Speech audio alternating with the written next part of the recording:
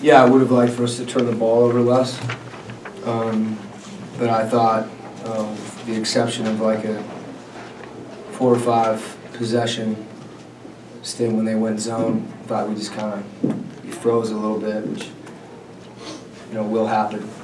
We got kind of worked out of that, but one of the biggest things that we've talked about, from the beginning of the year and kind of found it again last game is, let's be obviously unselfish.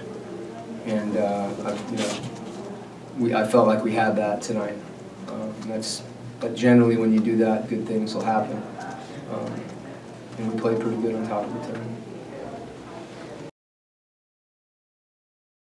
Well, I think Trey's capable of a lot, and that's one thing that he can do is score. I think he really, tonight, a couple times in transition too, he dropped the ball off. I mean, he was, I think, he was one of the guys that is finding a good balance between scoring and playmaking.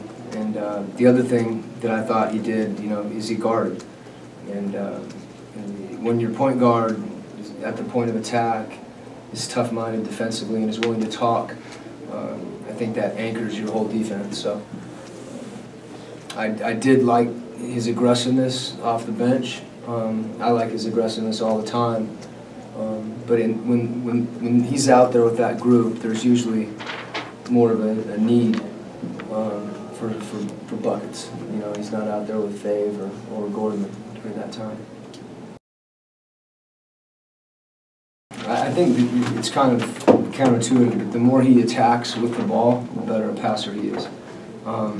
He's not kind of telegraphing his passes. He's not trying to fit passes. He's just playing instinctively, and he's got really good court vision. He's a good decision maker, but it's a little bit like I said with Joe. I want him to make the read before he gets the ball, and when he does that, he's capable of making plays. Yeah, I think that's been a priority for us, just trying to get more active.